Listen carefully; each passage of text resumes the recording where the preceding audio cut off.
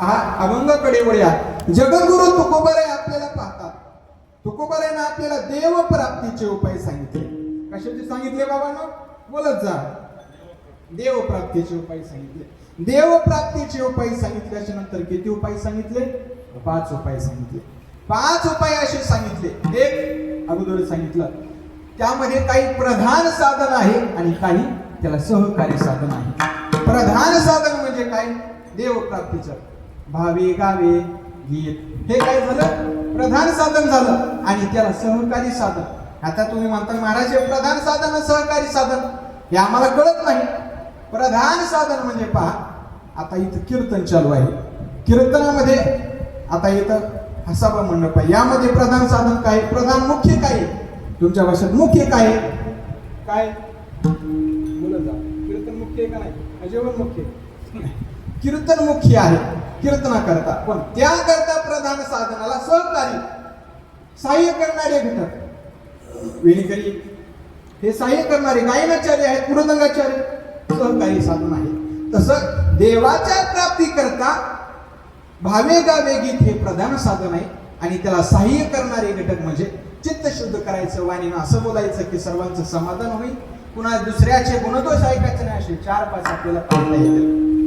बरं, याचा असाही विचार करता येतो आपल्याला. तुकोबाराय म्हणतात कारण की देवाकडे जाण्याकरता अनेक मार्ग आहेत. देवाकडे जाण्याकरता अनेक मार्ग आहेत म्हणून देवाकडे असंही चिंता करता येतं. ज्ञानोबारायांच्या एका होळीची या ठिकाणी सार्थकता येते. या ठिकाणी दर्शन घडतं. भगवंताने सांगितलं, अर्जुना माझ्याकडे येण्याकरता उपायाची कमतरता नाही. अर्जुना माझ्या ठाई प्रवेशावया काही. माझ्याकडे येण्याकरता माझ्याकडे प्रवेश करता उपायाची कमतरताच नाही. माझ्याकडे कसाही येऊ शकतो, थोडं फक्त आपण वाट काढत गेलं पाहिजे. तसं असाही विचार करता येतो किंवा आपल्याला असाही विचार करता येतो. कसा? जगद्गुरु तुकोबारायांचं जे प्रधान साधन आहे म्हणजे देव प्राप्तीचा. आणि देव प्राप्तीचं साधन असल्यामुळे ते कसं आहे? व्यापक स्वरूपाचं आहे. ज्या ठिकाणी अनेक साधन आहेत त्या ठिकाणाहून असं दर्शन घडतं की ते व्यापक स्वरूपाचं आहे. आपल्याला पाहता येईल या ठिकाणी आहे व्यापक स्वरूपाचं. म्हणजे आपल्याला जायचंय मुंबईला. मुंबईला जाण्याकरता कोणत्याही मार्गाने जाता येतं. या जिरेवाडीच्या या परळीच्या मानानं काय? मुंबई व्यापक स्वरूपाची आहे, मोठी आहे. तसं त्या मुंबईला जाण्याकरता लोहमार्ग आहे, जलमार्ग आहे, आकाश मार्ग आहे आणि भूमार्ग आहे. तसं जिरेवाडीला यायचं म्हटल्याच्या नंतर कोणता मार्ग आहे? भूमार्ग आहे. रेल्वे मार्ग आहे का? लोहमार्ग, आकाश मार्ग आहे का? नाही. का? कारण की मुंबईच्या दिशेने त्या प्रामुख्याने हे कसे तेवढं व्यापक स्वरूपाचं नाही. तसं भगवंत कसा आहे? व्यापक स्वरूपाचा असल्यामुळे त्याच्याकडे जाण्याकरता अन्य अशा प्रकारचे बरेच साधन सांगितलेले आहेत. असंही आपल्याला दर्शन घडतं. किंवा असंही प्रत्येक चरणाचा विचार करायचा झाला तर प्रत्येक चरण आपण जो सोडवत जर गेलो तर त्यामुळे सुद्धा आपल्याला देवाची प्राप्ती होते. असंही आता पाहता येतं देवाकडे जाण्याकरता. महाराज असं जर असेल तर आम्ही काय केलं पाहिजे? याच्यातून 5 उपाय का सांगितले आम्हाला? एखादा सांगितलं असतं तरी आम्ही चांगलं झालं असतं. नाही, 5 उपाय का सांगितले? देव प्राप्तीचे 5 उपाय का सांगितले? याचा आपल्याला प्रश्नाचं उत्तर द्यायचंय. यामध्ये आपल्याला प्रामुख्यानं पाहायला मिळतं की तुकोबाराय तुम्ही आम्हाला एक उपाय सांगितला असता तरी आम्हाला तो उपाय मान्य होता. आम्ही त्या उपायाच्या दिशेने, कारण की दोही पेवावरी पेऊ जाता हात होय अपघात शरीराचा. आम्हाला जास्त जर मार्ग सांगितला आम्ही कोणकोणत्या रस्त्याने जायचं? तुम्हाला जायचंय परळीच्या दिशेनं. या इथून ह्या मार्गातून गेल्याच्या नंतर कोणता? अयोध्यानगर मधून गेल्याच्या नंतर तुम्हाला इथून मार्ग सांगितला, तुम्हाला काय होईल? विचार करता येईल कोणत्या मार्गाने जायचं, कोणत्या मार्गाने. एक मार्ग असल्याच्या नंतर आम्हाला जाता येईल. पण तुकोबाराय यामध्ये 5 अशा प्रकारचे उपाय सांगतात. का सांगतात? माता मौल्यांना लगेच दृष्टांतकडे. आपल्या घरी जर एखादा पाहुणा आला असेल, आला का? आला तर त्याला जर आपल्याला जर वाटलं त्यानं पोटभर जेवण करून गेलं पाहिजे, काय करू आपण त्यांच्यासाठी जेवणाकरता? बोलत जा महिला मंडळी, जेवणाकरता काय करू? कधी एक स्वयंपाक करू का? नाही. आता धोंड्याचा महिना आहे, दोंड्याच्या महिन्यामध्ये काय करतो प्रामुख्यानं? पुरणपोळीला आपल्या इकडं प्राधान्य आहे. पुरणपोळी करू, त्याला रस करू, पापड्या करू, कुरवड्या करू, आमटी घेऊ, तोंडाला पाणी नका बरं का, आमटी करू, भजे करू, अजून काय करायचं सांगत जा. त्याला जर आवडत नसेल पोळी तर आपण त्यांच्याकडनं काय करू? चपात्या करू. तुम्हाला जर असं वाटत असलं तर त्यानं जेवण करायचं, असं घरी झालं. नाहीतर तुम्हाला जर वाटत असलं त्यानं पोळीवर जेवलाच नाही, तुम्ही बेसन भाकरी करता. तुम्हाला जर वाटलं तर तुम्ही त्याच्यासमोर किती पर्याय ठेवले? हे नाही आवडलं तर ते आवडेल, ते नाही आवडलं तर ते आवडेल. तसं तुकोबारायांचं अंतकरण पहा. तुकोबाराय म्हणतात या प्रत्येक मानवाला जे आवडेल त्यानं त्याचा स्वीकार केला पाहिजे, प्रत्येकाला देव मिळाला पाहिजे. यासाठी तुकोबाराय आपल्याला 5 पर्याय ठेवतात. विठ्ठल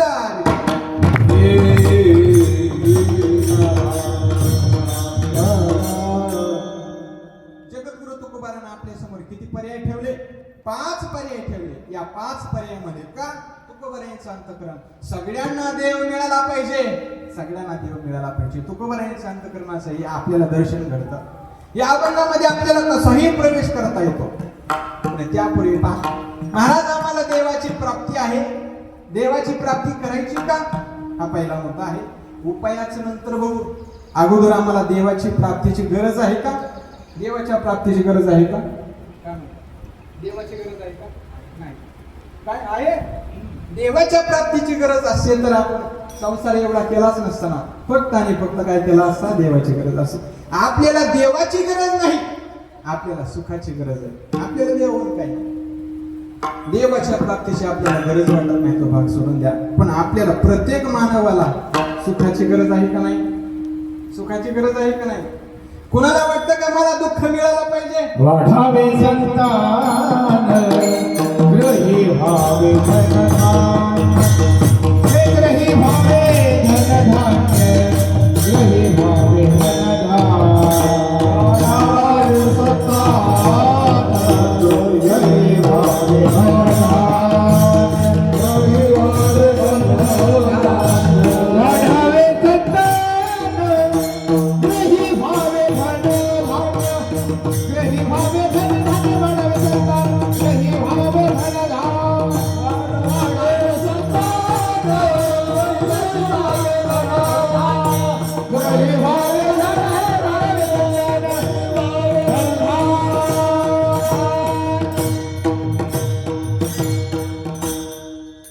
आपल्याला एवढंच वाटतं, वाढावे संतान गृही व्हावे धनधान्य.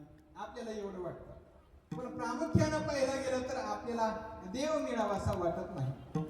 पण आपल्याला देव मिळावासा असं वाटत नसले तरी सुद्धा एक आहे ना, काय?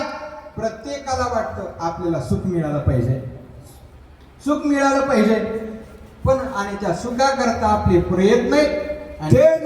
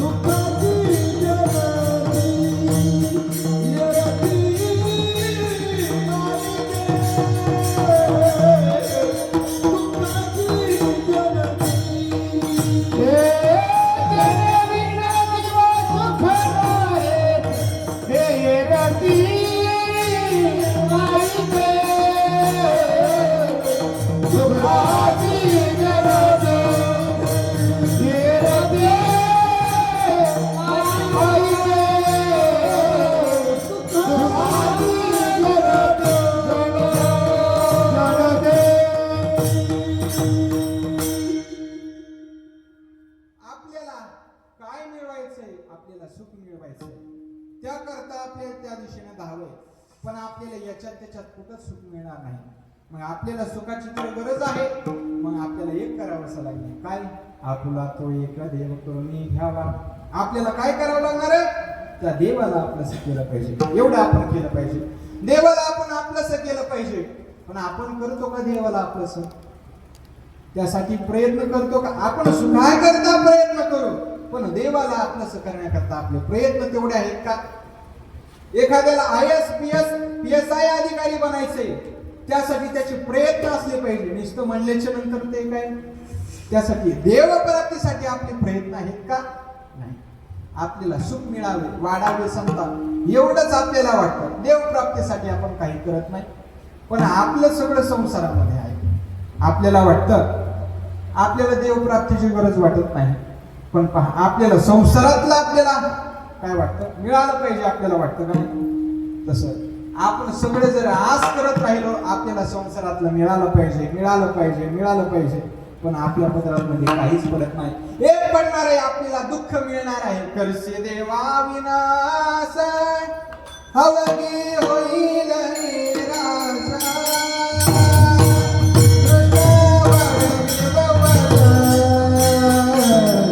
कधी सुख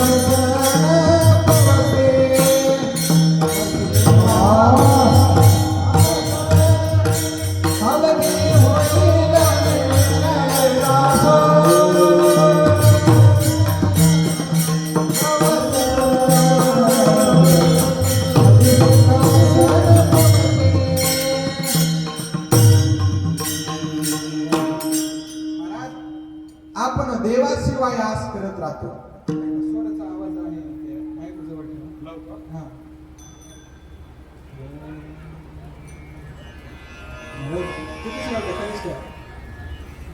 आपल्याला पाहायला गेलं तर आपण देवाशिवाय आस करत राहतो. देवाशिवाय आस करत राहतो का नाही? देवाशिवाय आस करतो. कधी तुम्हाला एखादा प्रश्न विचारतो, बाबा आपण देवाशिवाय आस करतो, देवाशिवाय आपण इच्छा व्यक्त करतो, आपली इच्छा पूर्ण होते, पण इच्छा पूर्ण होते पण आपल्याला सुख मिळतं का? सुख मिळतं का? नाही, सुख मिळत नाही. आपल्या पदरात उलट निराशा पडते. पूर्वीच्या घरी गरीब होते, पण गरीब झाल्याच्या नंतर आता श्रीमंत झाले. पूर्वीच्या घरामध्ये झोपडीमध्ये राहत होते, आता त्यांचे बंगले झाले. आणि बंगल्यावाल्यांना विचारा जरा आता कसं वाटतंय? त्यावेळेस ती माता मौली म्हणते, पूर्वीची झोपडी जरा बरी होती, या बंगल्यापेक्षा आता पुसू पुसू कंबर गेली. का? देवाशिवाय या विषयाची आस केली. हे तर व्यवहारातला दृष्टांत आहे महाराज. तुम्हाला प्रपंचातला सांगतो. ज्या वेळेस वनामध्ये सीता माता वनामध्ये होत्या आणि सीता मातानं एक दृश्य पाहिलं. काय? एक सोन्यासारखं हरिण ते सीता मातेनं पाहिलं. सोन्यासारखं हरिण पाहिलं आणि हरिण पाहिल्याच्या नंतर सीता मातेला वाटलं व आपल्याला पाहिजे, आपल्याला मिळालं पाहिजे. अशा प्रकारची इच्छा व्यक्त झाली, मनामध्ये इच्छा व्यक्त झाली आणि प्रभूंना सांगितलं, मला ते सोन्यासारखं दिसायला हरिण काय करा, मला पाहिजे, मला पाहिजे असं म्हणल्याच्या नंतर सीतेचं लक्ष त्या सोन्यासारख्या हरणावरती गेलं आणि सोन्यासारख्या हरणावरती गेल्याच्या नंतर प्रभूंना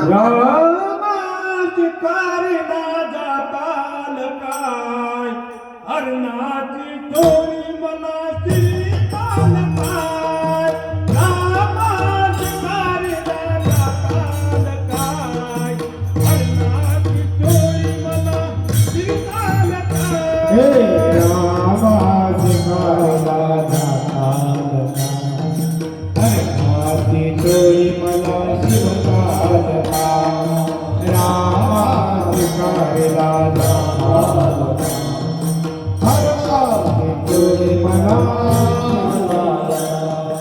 हरणाची टोळी मला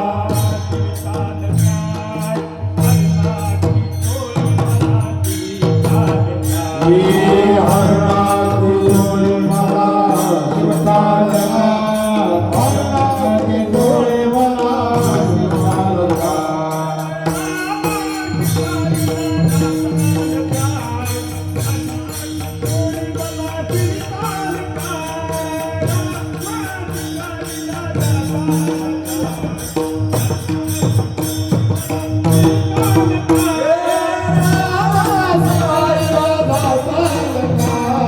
हरणाची डोळे मला सुटाल का रामाची वाड्या जाताल का हरणाची डोळे मला सुटाल का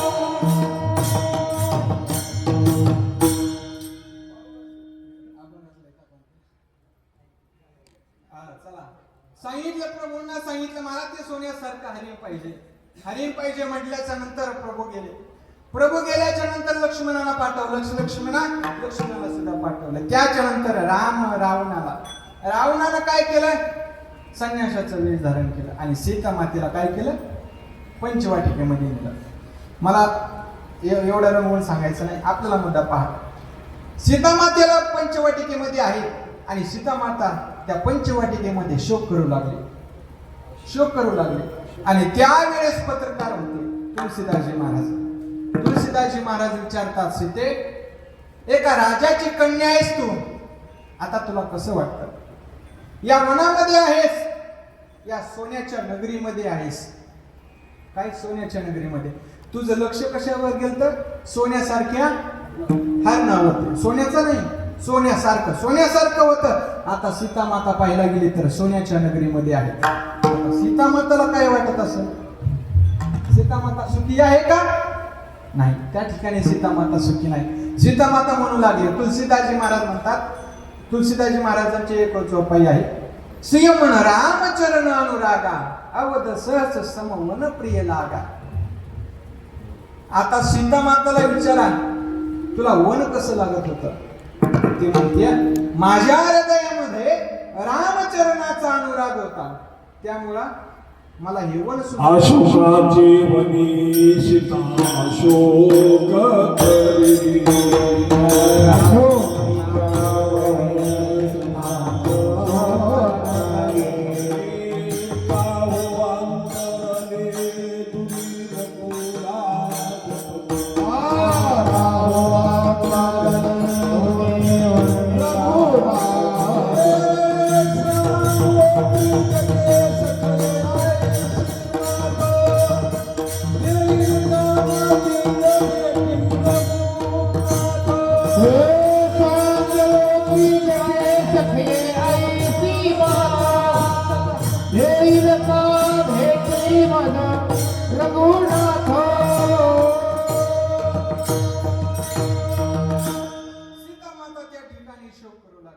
आणि शोक करत असताना तुळशीदासजी महाराजांनी विचारलं, आता कसं वाटतं? आता तुला कसं फील करतेस?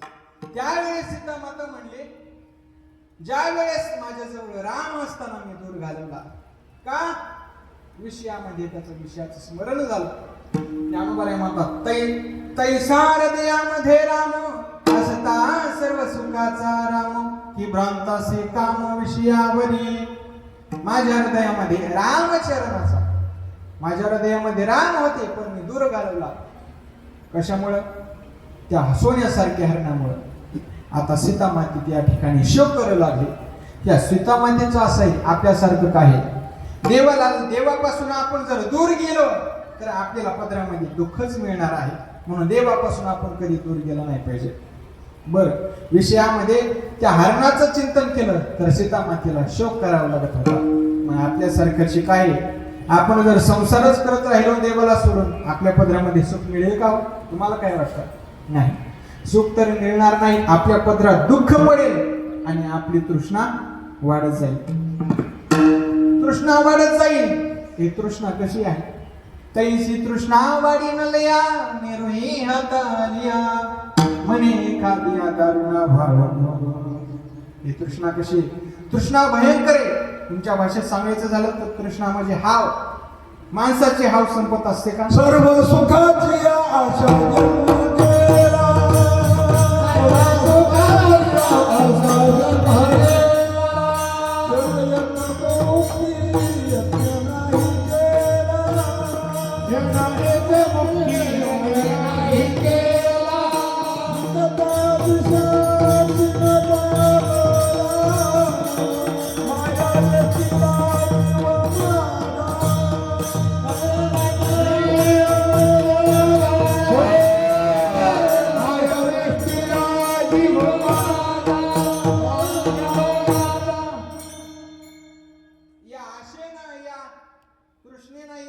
आपल्याला मिळावं असं वाटतं.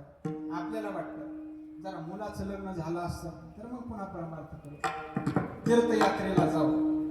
पण मुलाचं लग्न झालं, पुन्हा वाटतं एखादं नातू झाल्याच्या नंतर पुन्हा आपण मोकळेच आहे. नातू झाला तरी घरी. ही हाव कधी संपत नाही. ज्ञानोबराय म्हणतात ही तृष्णा कधी संपत नाही. आपल्याला मिळावं असं वाटतं, मिळावं असं वाटतं. श्री गुरु चैतन्य महाराज एक दृष्टांत द्यायचे. चला, ही तृष्णा कशी असते सांगतो तुम्हाला. या परळीच्या बस स्टँडवरती घ्यायचं का जेरेवाडीच्या बस स्टँडवरती? सांगा, बोलत जा आता. कोणत्या बस स्टँडवरती घ्यायचं? तुमच्या मनावर. महाराजांना कुठं घेतलंय का? सांगा, कोणत्या बस स्टँडवरती घ्यायचं? तुम्ही, आम्ही, खेळी मिळी. चला, कोणत्या? परळीच्या बस स्टँडवरती. परळीच्या बस स्टँडवरती एक भिकारी भीक मागत होता. एक भिकारी भीक मागत होता. त्याचे कपडे फाटके. आता एवढ्या उन्हामध्ये पायामध्ये चप्पल नाही आणि तो भीक मागत होता. आणि परळीच्या त्या ठिकाणी जात असताना एका रस्त्यावर एका सावकारानं पाहिलं. त्या भिकाऱ्याची दया आली आणि आपल्या खिशातली एक सोन्याची मोहरा त्या भिकाऱ्याला दिली. भिकाऱ्याला दिल्याच्या नंतर तो भिकारी आनंद झाला.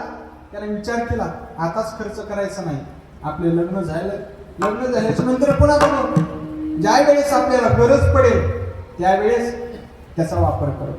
मग तो भिकारी काही दिवसांनी इकडे तिकडे शोधत होता. आता सोनं ठेवणं तरी चांगलं आहे का? ह्याला चोराची भीती नाही, सोन्याला चोराची भीती. तो भिकारी अजून टेन्शन मध्ये गेला, कुठं ठेवायचं, कुठं ठेवायचं. मग त्यानं काय केलं, एका पडक्या वाड्यामध्ये गेला आणि पडक्या वाड्यामध्ये त्यानं ते खणलं आणि त्याच्यामध्ये सोन्याची मोहरा, ते नाणं काय केलं, पुरलं. पुरल्याच्या नंतर काही दिवसानं त्या भिकाऱ्याचं लग्न झालं. लग्न झालं बरं का भिकाऱ्याचं. तुम्हाला वाटलं आता चांगले चांगल्याचे लग्न होणार आणि भिकाऱ्याचं लग्न झालं काय?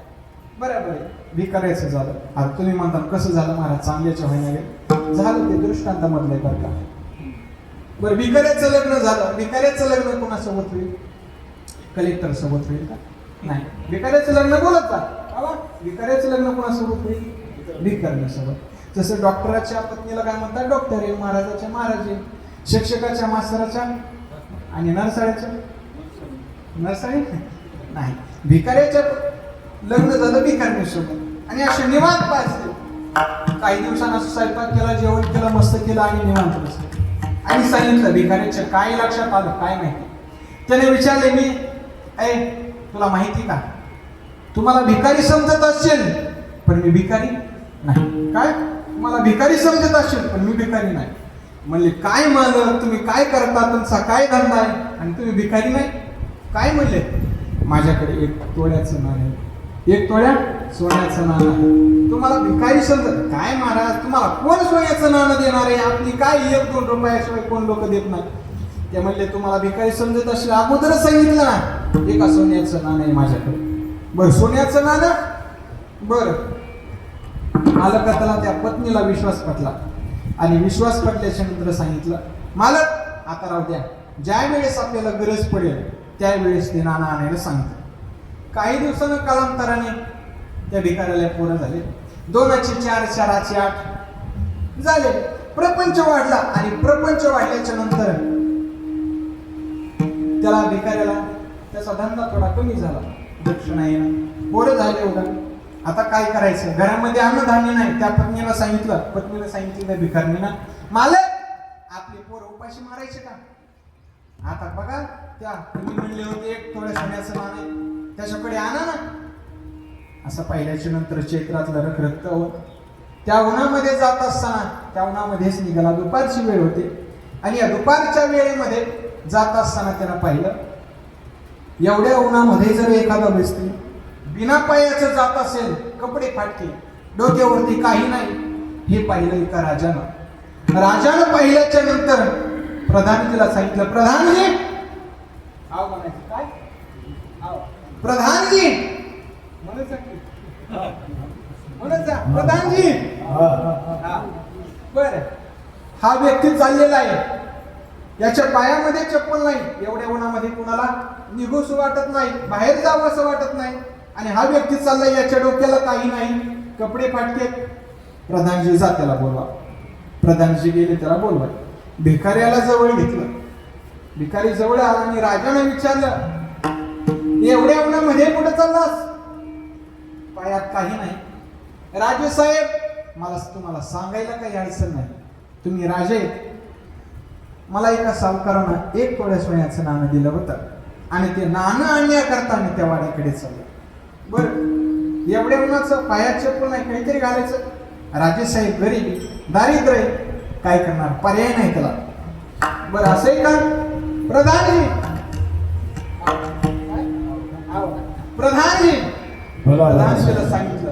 प्रधानजी आले, काय करा, आपल्या राज्यातून काय करा, 1000 सोन्याची नाणं घ्या आणि नाणं काय करा, त्या भिकाऱ्याला द्या. दिले का? नाही का? आता द्या ना, तुम्ही सांगितलं ना प्रधानजी म्हणल्याच्या. बरं, दिले.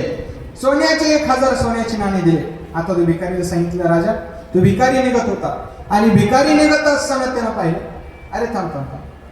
भिकारीला विचारलं, आता 1000 सोन्याची नाणे दिले तुला, आता तू या नाण्याचं काय करशील? त्यावेळेस भिकारी म्हटला, राजे साहेब, तुम्हाला सांगायला काही अडचण नाही, मी बाजारामध्ये जाईन, बाजारामध्ये एक चप्पल खरेदी करेन आणि चप्पल खरेदी करून ती पायात घालीन आणि कुठं जाईल? ते एक ठेवलेलं पाडक्या वाड्याकडे जाईल. हा, राजे साहेब, जाईल मी त्या ठिकाणी. बरं, 1000 सोन्याची नाणं दिले तरी सुद्धा तू जाईल त्या ठिकाणी?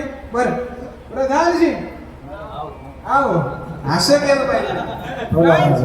आता काय करा, 9000 सोन्याच्या मोहरा द्या. आपल्याला 1,000 वाढवायचे नाही. 9000 सोन्याच्या मोहरा आणल्या. आता त्या म्हणले, प्रधानजी, आता काय करा, या भिकाऱ्याला दिला. दिले का? दिल्या. किती झाले सगळे? आता 10,000 सोन्याच्या मोहरा झाला. आता 10,000 सोन्याच्या मोहरा झाल्या. त्याला विचारलं, आता बरं आहे का? आता या सोन्याचं नाण्याचं काय करशील?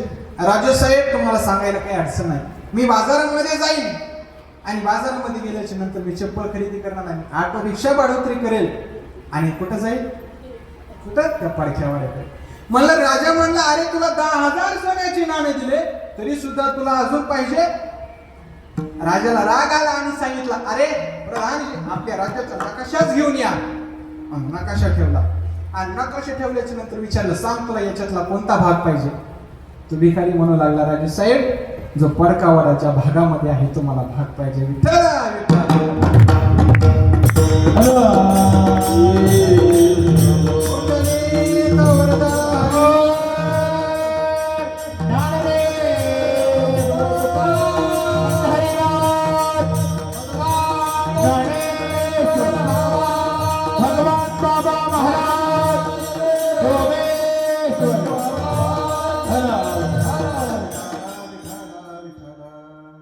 मला सांगा, त्या भिकाऱ्याला किती मिळाल्याच्या नंतर त्याची तृष्णा संपली, त्याची हाव संपली नाही? तसंच आपलं सुद्धा आहे. आपल्याला हे मिळावं असं वाटतं, ते मिळा. आपलं कसं आहे, गावरान गावरान फळ, हे काय पर्यासारखं गावरान, सगळं ओढतच राहायचं, हे मिळावं, ते मिळावं, ते मिळावं. तसं नाही. आपली या संसारामध्ये कितीही केलं तरी आपली तृष्णा वाढत जाईल आणि एक ना एक दिवस आपल्याला भव नदीमध्ये वाहून जावं लागणार. करिता बरोबरी दुरावसे दुरी आणि भवाचे अपुरी वाहवसे.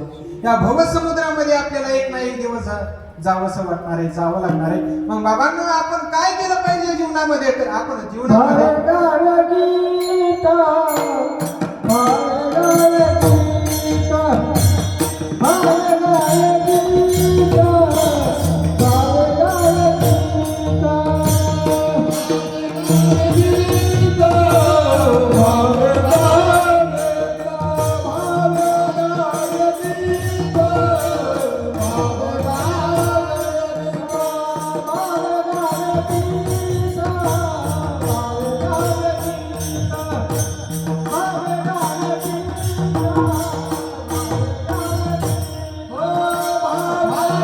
Hare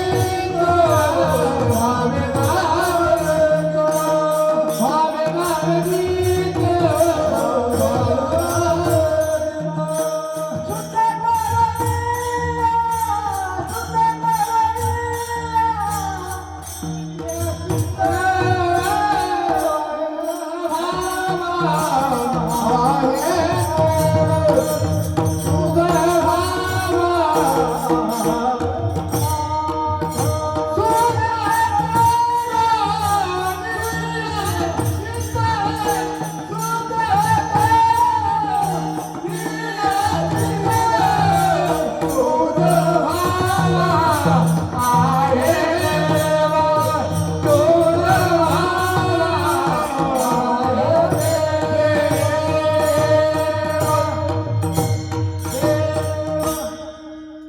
तुकोबर आहे म्हणतात तुला देव मिळावासं वाटतं का बरं, देव मिळावासं वाटतं पण देव मिळवायचंय मग तू हे उपाय कर. कोणता उपाय सांगितला तुकोबर आहे ना? अवघडामध्ये शिरले नाही. अवघडामध्ये अनेक मार्ग आहेत. 4 वेदाचं तुकोबाराय विवरण करतात. मग त्यांना अवघड सांगता येत नव्हतं का? नाही. तुकोबाराय म्हणतात अवघडामध्ये शिरायची गरज नाही. हे कलियुग आहे. प्रत्येक युगामध्ये अनेक अशा प्रकारची साधनं आहेत.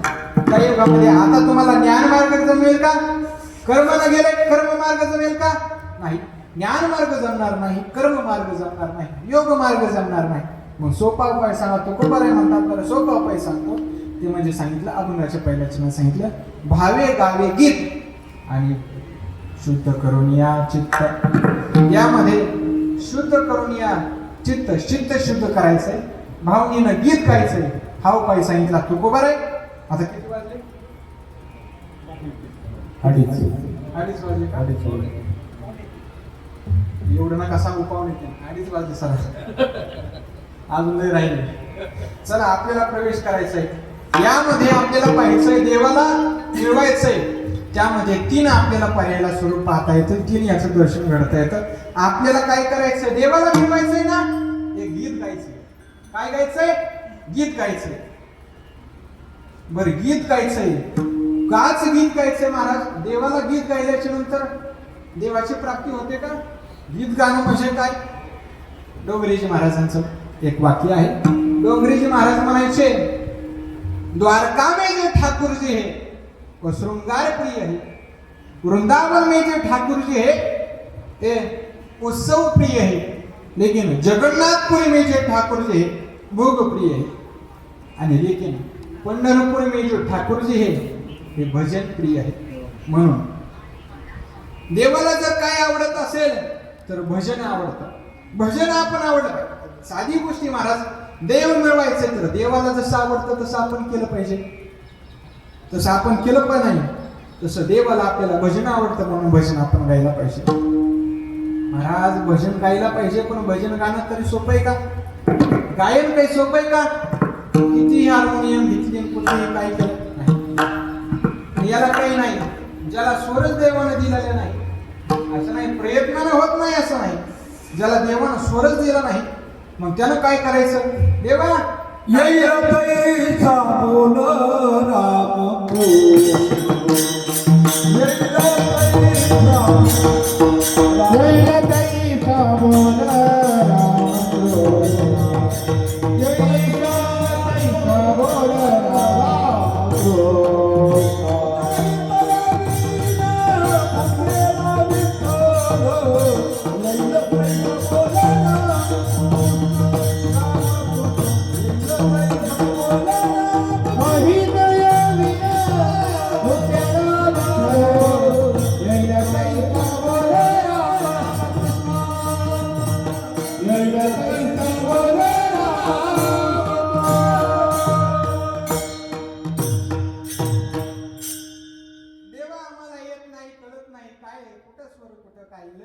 कोणत्या याच्यामध्ये गायचं आम्हाला कळत नाही. देवा आम्ही काय केलं पाहिजे? जसं येईल तसं गायला पाहिजे. काही अडचण आहे का? काही अडचण नाही. ज्याला दिलेलाच आहे त्यानं ऐकला पाहिजे. ज्याला खरंच देवानं दिलेलं आहे त्यानं भजन केलं पाहिजे. त्यानं स्वरातच गायला पाहिजे. ज्याला नाहीच दिलं त्यानं काय करायचं? देवा जसं येईल तसं गायला पाहिजे. गाता येईल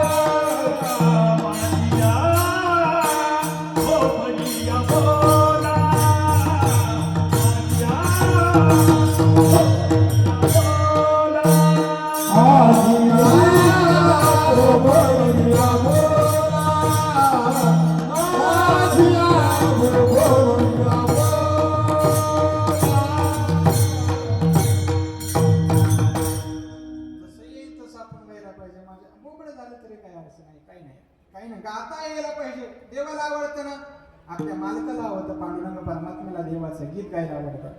पण गीत गायला आवडतं मग पिक्चरचं गीत गायचं का, भावगीत गायचं का, कोणतं गीत गायचं? रामकृष्ण गीती गातात घेऊन फिरत वासुदेवामध्ये आपण पाहतो. रामकृष्ण हरीचं गीत गायचंय, पण गीत गायचंय नाही. कसंही ते आम्हाला येत नाही, पण कसं गायचंय? कसंही गाव, पण कसं गायचंय? तर भावनेनं गायचंय. भावनेनं ते गीत गाता आलं पाहिजे. आताचे भजन कसं झाले? व्यवस्थेवर झाले, अवस्थेवर नाही. पूर्वीचे भजन अवस्थेवर होते, आताचे व्यवस्थेवर आहे.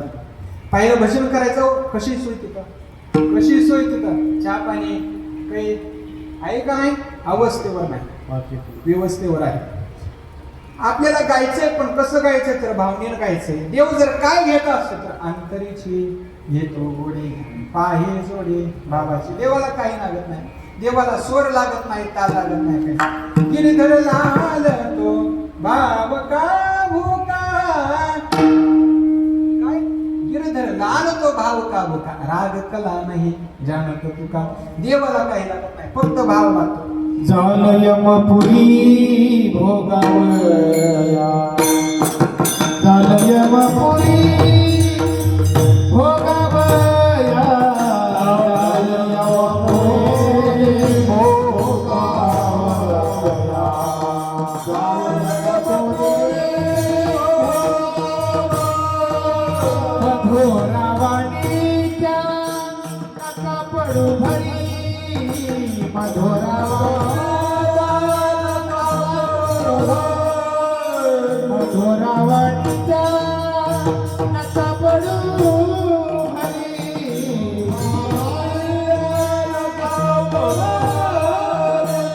झालं यमपुरी भोगावया, झालं यमपुरी भोगावया, झालं यमपुरी भोगावया, झालं यमपुरी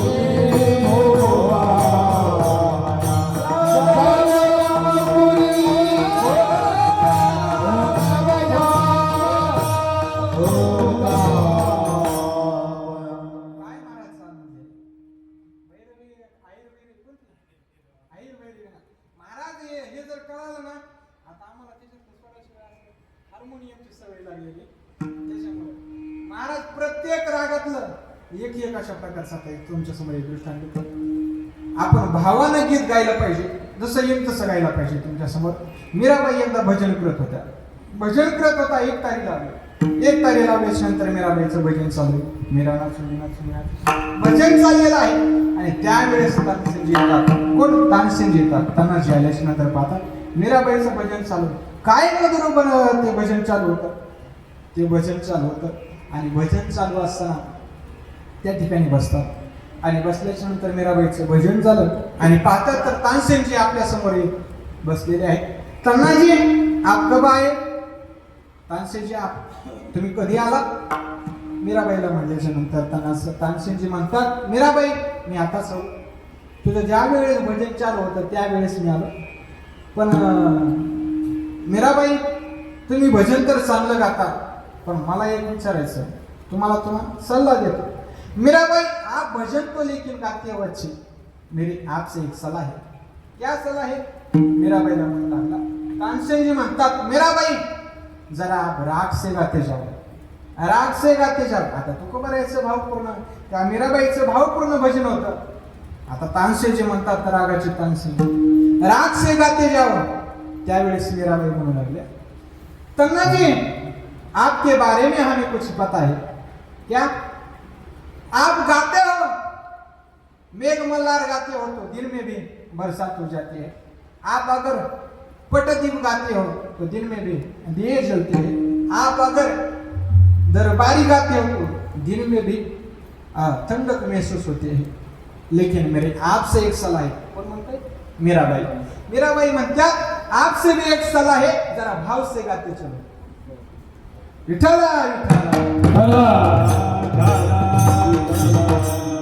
कुणाला सांगितलं? मीराबाई त्यांना तानसेनजीला सांगता जरा भावापूर्ण घात करतात.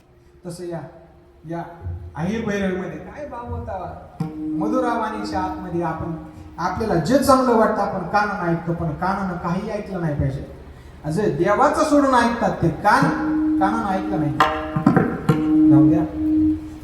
भावानं गायला पाहिजे, पण भावानं गायचं, चित्त शुद्ध करून गायचं. बरं, चित्त शुद्धन करत जायचं. चित्तशुद्धीचे अनेक पर्याय आहेत. कुणाचे चित्तशुद्धीचे अनेक पर्याय आहेत. त्यामध्ये चित्तशुद्धी करता आपल्याला पाहिजे नाही. आपल्याला अनेक अशा प्रकारचे पुढच्या चरणाचा पाहिजे. मग आम्ही अजून देवाला मिळवलं पाहिजे. आम्हाला काय केलं पाहिजे? साधारण तिसऱ्या चरणामध्ये सांगतात, अधिकाचे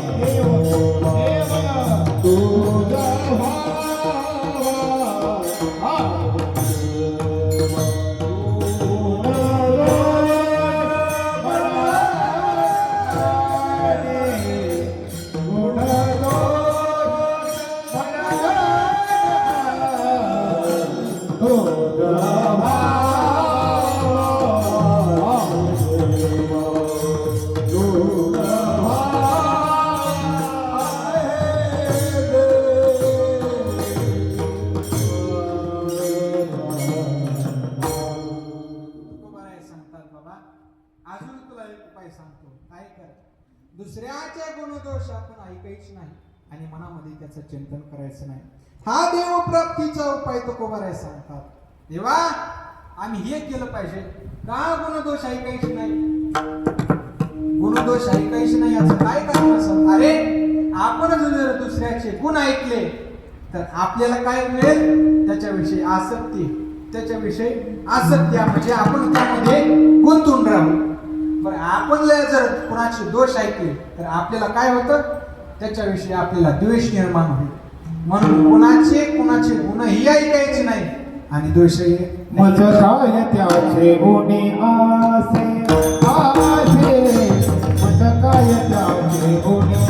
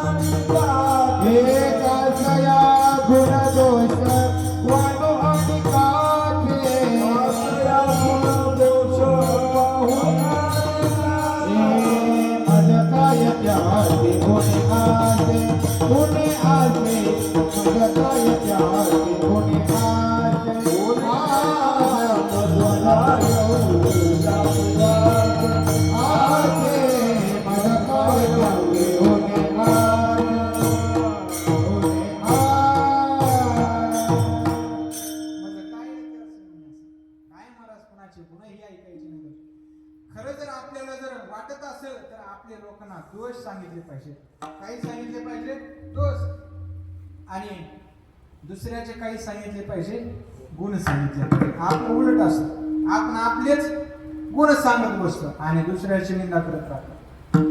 म्हणून बाबा हे करायचं नाही. का? कारण की आपल्याला चित्त शुद्ध करायचं, चित्त रिकाम करायचं. म्हणून कोणाचे गुणही ऐकायचे नाही आणि दोषही ऐकायचे नाही. बरं, हा उपाय आहे का? दुसऱ्याची कुणाची निंदा करायची नाही, कुणाचं काही करायचं नाही. महाराज, आपण जर कुणाची निंदा करत राहिलो तर आपल्याला शेवटी पापच भोगावं लागणार आहे. मोठे माऊली एक दृष्टांत सांगायचे. एक परमार्थिक अशा प्रकारचा मनुष्य होता. त्याला वाटायचं रोजचा त्याचा नित्यनेम होता. गंगेच्या किनाऱ्यावरती जायचं आणि कोणी साधू दिसेल त्याला घरामध्ये बोलवायचं आणि जेवायला घालायचं. एक दिवस एक बैरागी साधू त्या ठिकाणी आलेला होता. त्याची साधना पाहून त्या मनुष्याला वाटलं आपल्या घरी आला पाहिजे आणि तो आपल्या घरी जेवला पाहिजे. त्यासाठी त्या साधूकडे गेला. साधूला सांगितलं, महाराज आमच्या घरी जेवायला या. तो साधू म्हणला, मी का प्रत्येक महाराजासारखं नाही म्हणला, माझं जर चांगलं झालं तर मी आशीर्वाद देतो आणि चांगलं नाही झालं तर श्राप देतो. बघ आधीच मला घरी बोलवायचंय, आपलं चांगलं झालं पाहिजे, देवाला नैवेद्य चांगलं काढला पाहिजे, मी तर कोणाच्या घरी जात नाही. त्यामुळे काही नाही महाराज, अडचण नाही, चला आमच्या घरी. तो गेल्याच्या नंतर सांगितलं, मी काही कुणाच्या हातचं खात नाही, मी माझं माझं बनवतो आणि माझ्या देवाला निवेद्य देतो. राशन आणल्याच्या नंतर सर्व सामग्री आणली आणि त्यावेळेस तो साधू महात्मा तो शिरा सामग्री घेऊन त्या ठिकाणी आपला देवाचा नैवेद्य बनवला आणि देवाला अर्पण करणार. देवाला अर्पण केल्यास तेच लहान लेकरू होतं, ते खेळत खेळत आली त्या ताटाला लात लागली. त्या साधूला राग आला, म्हणजे माझ्या देवाला नैवेद्य दाखवायचं आणि ताटाला लात माझे. साधूला त्रास झाला. साधू म्हणला, आता देवाला तर नैवेद्य दाखवला आहे, पण आता तुझ्या संपूर्ण कुळाचा नाश होईल. त्याला काय दिला? श्राप दिला. श्राप दिल्याच्या नंतर पाहिलं साधूचा अंतकरण, महाराज पाया पडतो मला याच्यातून वाचवा, चुकून झालं, लहान लेकरू आहे, आता श्राप तर माग, श्राप दिलेला तर माग औषधाचा. सांगितलं काय कर, 1 महिनाभर काय करायचं, लोकांची निंदा करायची, लोकांनी आपली निंदा केली पाहिजे असं करायचं. ते मला लोकांनी निंदा करायची, आता आपल्या तर लोक पाया पडतात आणि आपली कशी निंदा करतील. आपल्या गावामध्ये एखादा चांगला माणूस असा आणि त्याची जर कोणीच निंदा करत नाही तर त्यानं काय केलं पाहिजे, मग काय केलं पाहिजे. मग तो विचार करून आपण परमार्थ क्षेत्रातले रोज आपण साधूला जेवण घालतो, आपल्या गावामध्ये प्रचिती आहे, आपल्याकडून सगळे आचरण करतात आणि ते आपली निंदा करतील का. त्याला वाटलं, मग त्याने विचार केला, काय केलं, गावाच्या काही वेश्या होत्या, त्या 2 वेश्याला बोलवलं आणि एक रथ सजवला आणि रथ सजवल्याच्या नंतर एका बाजूला एक वेश्या आणि एका बाजूला एक. सकाळी काय झाली, रथ काढायचा, संपूर्ण गावामध्ये रथ निघाला आणि गावामध्ये चर्चा करायला लागले. काय महाराज, आपण ज्यांना आदर्श पाहत होतो हे तर काय झाले, भंगले. आपण ज्यांच्याकडे पाहून परमार्थ करायचा ते तरी वेश्याला घेऊन फिरतात. सगळं गाव त्याच्यावर थोकत होतं आणि आपल्या गावाचं वाटोळं केलं यानं. सगळे त्याची निंदा करत होते आणि निंदा करत असताना महिन्याच्या अखेरीस एका वारकऱ्याच्या घरासमोर गेले आणि वारकऱ्याच्या घरासमोर पाहिल्याच्या नंतर तो वारकरी भजन करत होता, देवपूजा चालू होती, काकड्याचा नितीन होता आणि पाहत असताना त्याच्या मंडळीनं पाहिलं. त्या वारकऱ्याच्या पत्नीने सांगितलं, मालक तुम्ही ज्यांच्याकडे आदर्श पाहत होतो आणि तो तर या वेशीला घेऊन फिरतो. त्यावेळेस वारकरी सुद्धा कचा नव्हता, अंतकरणाच्या दृष्टीतून पाहिलं, अरे मूर्ख आहेस का म्हणले. त्याचं 2 टोपले पाप होतं. किती? 2 टोपले पाप होतं आणि तू त्याला असं बोलल्याच्या नंतर 1 टोपलं तुझ्या डोक्यावरती आलं आणि तू हे मला सांगितल्यामुळे 1 टोपलं माझ्यामध्ये.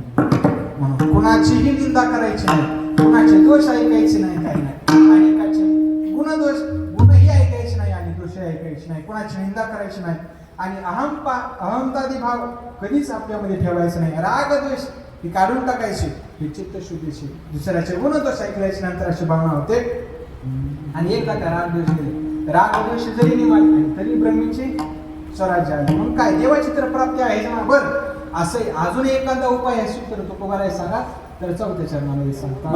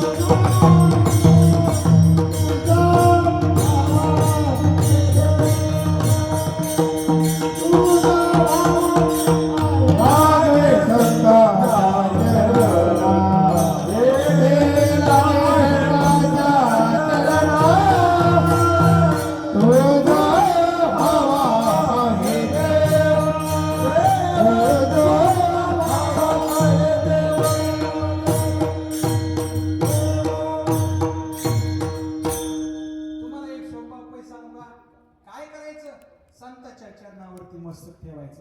हा एकदम सोपा उपाय आहे. याच्यापेक्षा दुसरा उपाय सोपा नाही. काय करायचं? संतांच्या चरणावरती. संतांच्या चरणावरती मस्तक ठेवल्यावर देवाची प्राप्ती होते का? होणार नाही होत. ज्ञानोबा ज्या वेळेस शुद्धीपत्र आणण्याकरता निघाले त्यावेळेस एक महिला ज्ञानोबरायांच्या चरणावरती आली, पाया पडत होती आणि पाया पडत असताना ज्ञानोबरायांच्या मुखातून एक आशीर्वाद निघाला, सौभाग्यवती भव. आशीर्वाद निघाल्याच्या नंतर ती महिला हसू लागली, महाराज माझे पती गेलेले आहेत, आता मी सती जाणार आहे आणि तुम्ही सौभाग्यवती भव असा आशीर्वाद देता? आशीर्वाद नाही. ते म्हणले आता तुमचा शब्द खोटा ठरेल. त्यावेळेस म्हणले काय? तुझ्या पतीचं नाव काय? सच्चिदानंद. अरे म्हणले तुझ्या पतीचं नाव सच्चिदानंद म्हणजे जो कधी मरतच नाही, सच्चित आनंद स्वरूपाचा आहे आणि तो मरत नाही. ज्ञानोबाने सच्चिदानंद बाबाच्या मस्तकावरती हात ठेवला, सच्चिदानंद बाबा काय झाले? उठून राहिले. उठल्याच्या नंतर सच्चिदानंद बाबाला इतका महिमा प्राप्त झाला म्हणजे त्रैलोक केला तृप्त करणारी अशी ज्ञानेश्वरीचे लेखक बनण्याचं हे कोणी झालं? शके 1272 ते टीका केली ज्ञानेश्वरी आणि सच्चिदानंद बाबा तरी लेखक झाला. एका सच्चिदानंद बाबाला महिमा प्राप्त झाला. कशामुळं? फक्त आपल्या पत्नीने काय केलं होतं? ज्ञानोबरायांच्या चरणावरती काय केलं? मस्तक ठेवलं होतं. अजून काय उपाय सांगायचे मी दृष्टांताच्या माध्यमातून सांगतो. बरं सांगतो.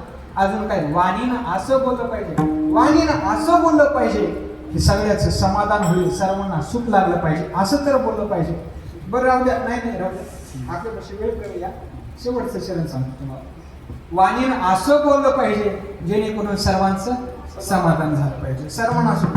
ज्ञानोबरायाने बोलले, तुकोबारायाने सांगितलं म्हणजे तुकोबारायांचा गाथा ज्ञानोबरायांची ज्ञानेश्वरी हे म्हणजे बोलणंच आहे का नाही? तुकोबाराय ज्ञानोबराय बोलतात, सर्व जगाला काय झालं? संतुष्ट. सगळ्यांना आनंद होतो का नाही? कुणाकुणाला ज्ञानोबरायांच्या ज्ञानेश्वरी वाचल्याच्या नंतर आनंद होतो? तुकोबारायांचा गाथा वाचल्याच्या नंतर आनंद होतो? सर्वांना होतो का नाही? का? तुकोबारायांसाठी भाषा काय येते? किती मोकळ भाषा. ज्ञानोबरायांची किती भाषा. माणसानं असं बोलावं, असं बोलावं. ज्ञानोबराय म्हणतात सात सानी मवाळ मितले आणि रसाळ शब्द जैसे कल्लोळ अमृताचे. माणसानं असं बोललं पाहिजे. आणि महिला तर असं बोलतात महाराज, महिलासारखं बोलणं कुणाला जमणार नाही, जमणार नाही. तोच तर कुणालाच बोलला. एक सासूबाईला भूक लागली, सांगितलं सुनबाई भूक लागली, ताट आणा. ताट बनवलं आणि सासूबाई समोर ठेवलं. सासूबाई समोर ठेवल्याच्या नंतर सासूबाईनं पाहिलं चपाती मोठी आणि भाजीत बुडवली, भाजीत मीठ नाही. वरण पाहिलं, वरणात पाहिलं तर वरणात सुद्धा मीठ नाही. असं नसतं सोनाची काही चूक. त्यानं सासूबाईनं सांगायला पाहिजे होतं सोपं काय, सुनबाई भाजीत मीठ नाही, वरणात मीठ नाही, काय करा जरा मिठाचं ते डबे आणा. आणि त्या म्हणजे सासूबाई तशी सांगत नाही, ती म्हणते त्या ठिकाणी ते सांगत तो अभ्यास करत होता. बाळ्या काय करायलास?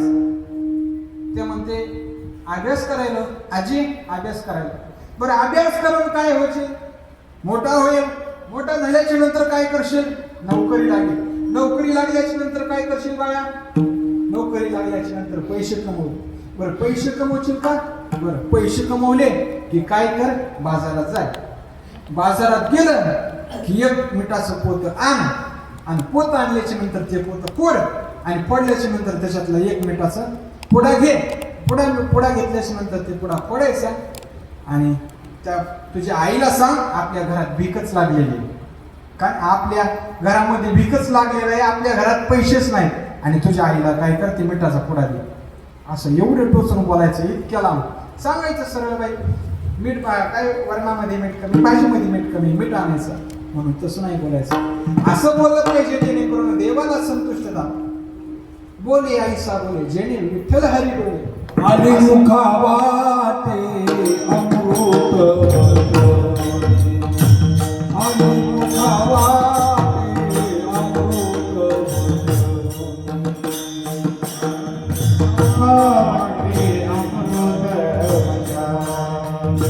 आली मुखावाटे अमृत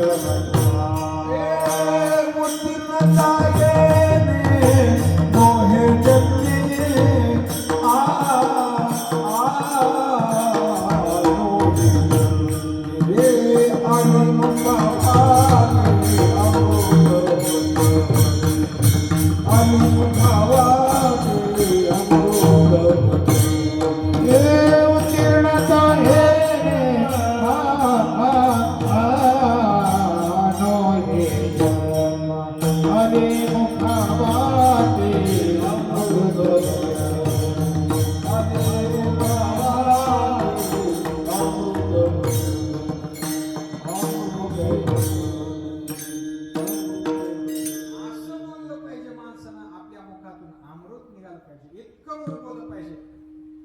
ज्ञानोबा ओवी आहे. वक्ता कसा असावं, वाक्याचं बोलणं कसं असावं, वक्तृत्वा गोडपणे अमृत.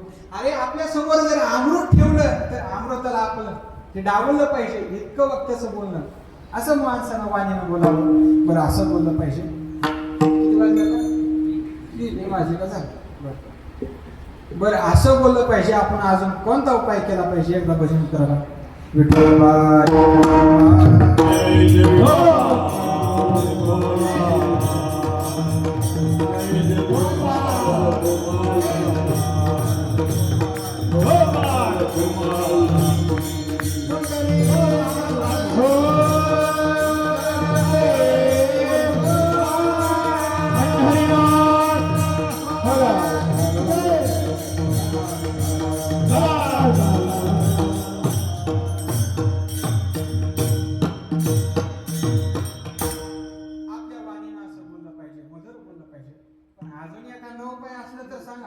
तुका म्हणे फार, तुका म्हणे फार, तुका म्हणे फार, तुका म्हणे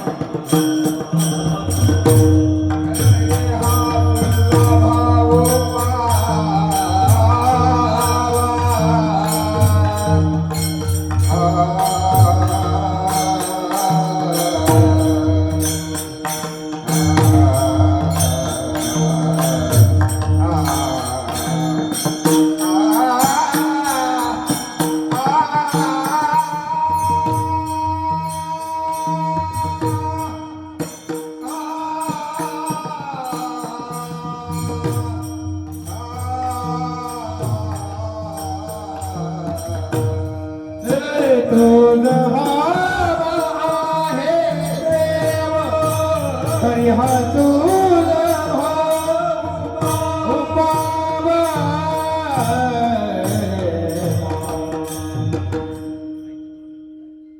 जीवनात घडेलच तर थोडा तरी परोपकार माणसाने केला पाहिजे. बाबांनो, थोडा तरी परोपकार, नका जास्त होतो पण थोडा तरी परोपकार केला पाहिजे. परोपकार आता तसे माणसं राहिले नाहीत. आपण ज्याच्यावर उपकार करायला जातो तेच आपले वाट लावायला, ज्याचं करावं भलं ना. आता तसं नाही, पण उपकार जीवनामध्ये आपण उपकार केला पाहिजे. थोडा तरी तुकोबारायची भाषा का उपकार करत राहिला पाहिजे. महाराज, पूर्वीचे माणसं साधे होते, साधी भोळे होते आणि पूर्वीचे रस्ते एवढे सोयीसुविधा नव्हत्या. आता पाहायला गेलं तर काय सोयीसुविधा आहे, एवढे हॉल एवढे म्हणत या कीर्तन करायला लागतात. आताची माणसं लय प्रोफेशनल निघाले. वातावरणामध्ये बदल, अन्नामध्ये भेसळ झालेली आहे. आता जास्त काही वेळेत सुद्धा करता येत नाही कीर्तनामध्ये. लवकरात लवकर आपल्याला संपवलं लागतं. का? कारण की आपल्या अन्नामध्ये भेसळ आहे, सगळं हायब्रिड झालं. आता एक अधिकारी जर एवढा चांगला असला तर सगळे त्या भेसळ करणारे. तसे पूर्वीचे माणसं साधी बोळे होते, राहणीमान साधी होतं, रस्ते खराब होते. पण आता पाहायला गेलं तर रस्ते कसे येतात, डांबरीचे, सिमेंटचे, आणि माणसं कसे डांबराच्या वर्षी निघालो. पूर्वीचे माणसं साधी होते. आता माणसाला माणूस बनवून असं जगावं असं वाटत नाही. माणूस माणसासारखं वागायला का, माणसासारखं नाही. माणसासाठी आपल्याला प्रार्थना करावं लागतं. धर्म जाती प्रांत भाषा एक रंगी रंगू दे, अन पुन्हा पसरी उन्हातन शुद्धतेचे चांदणे. माणसाने माणसाशी माणसा समवागणे. काय केलं पाहिजे, माणसानं माणसासारखं जगावं असं आपल्याला आता प्रार्थना करावं लागेल. अगोदर आपण देवा सर्वांचं भलं कर, पण आता देवा माणसानं माणुसकी सोडू देऊ नको एवढं आपल्याला म्हणावं लागतं. महाराज, आपल्याला देव बनवता येतं. महाराज, या शरीरामध्ये अशी शक्ती आहे, आपल्याला देव बनवता येईल. देवासारखं शरीर आपल्याला प्राप्त करता येईल. पण ते जर नाही जगलं तर निदान माणसानं माणसासारखं तरी जगलं पाहिजे का नाही. आपल्याला जर कोणाचं चांगलं होतं, भला किसी का कर न सको तो बुरा किसी का मत करना, पुष्प नहीं बन सकते तो तुम काटे बन कर मत रहना. बन सके भगवान अगर तुम कम से कम इंसान बनो, नहीं कभी हैवान बनो तुम, नहीं कभी शैतान. आपल्याला वेळ आली महाराज, निदान माणसानं माणसासारखं तरी जगलं पाहिजे. जीवनात घडेलच तर काय, आता याच्यापेक्षा परिस्थिती नंतर येणार आहे, बिकट येणार आहे. म्हणून आपण कसंही असो, एकदा दान दिल्याच्या नंतर तिकडे काही करू, आपल्याला त्याचं पुण्य प्राप्त तर होणार असेल ना, म्हणून काही नाही. म्हणून जीवनात घडेलच तर थोडा तरी परतकार करणं, या थोड्याशा वेळेमध्ये आपल्याला हे चिंतन करण्याचं योग प्राप्त झाला. म्हणजे या मनोहर बापूराव मुंडे, महादेव बापूराव मुंडे यांच्यामुळं सोमेश्वर महाराजांच्या, सोमेश्वर देवस्थानच्या या भगवान भोलेनाथाच्या दरबारामध्ये सेवा करण्याचा मला योग प्राप्त झाला. तुम्हा सर्व माता माऊले, सर्व कार्यकरी, मृदंगाचार्य, सर्व गायनाचार्य, श्रीमंत नावामध्ये श्रीमंत असे काय ते गातात तर गातात बरेच गातात, पण भावपूर्ण गाणारे कमी असे श्रीमंत महाराज सुंदर अशा प्रकारचं त्यांनी या कीर्तनामध्ये साथ दिली. तुम्हा माता माऊलीने आणि प्रधानजींनी सुद्धा सुंदर अशा प्रकारची साथ दिली. म्हणून सर्वांच्या चरणी नतमस्तक होतो आणि भगवान भोलेनाथाच्या चरणी सेवा संपूर्ण करतो. राम महाराजांना सांगितलं, हा जर पुढे जाईल तर मागं जाईल, जाऊ द्या, आपल्याला विषय सोडून द्या. का आता बघा, जाय काही जसं जर असेल तर माझं जर काही शब्द निघाला, आता भाषा बोलणं कधी समोरच्याला कधी दुःखाल असं बोलायचं नाही. माझं जर जास्त जर झाले असेल तर मला परत करा. तरी न्यूनते पुरते आधी करून ज्ञानेश्वरा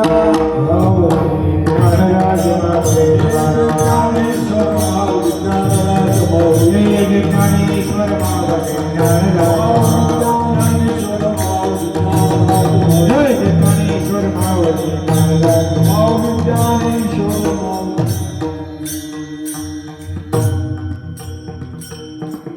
वारकरी नियमाप्रमाणे एकदा भजन करा. त्यापूर्वी एकदा पुंडलिक वरधारी होईल.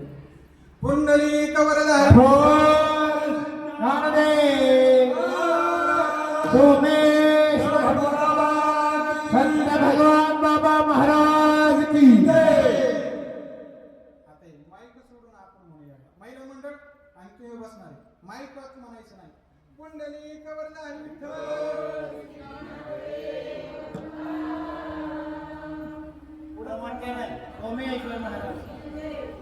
सोमेश्वर भगवान की.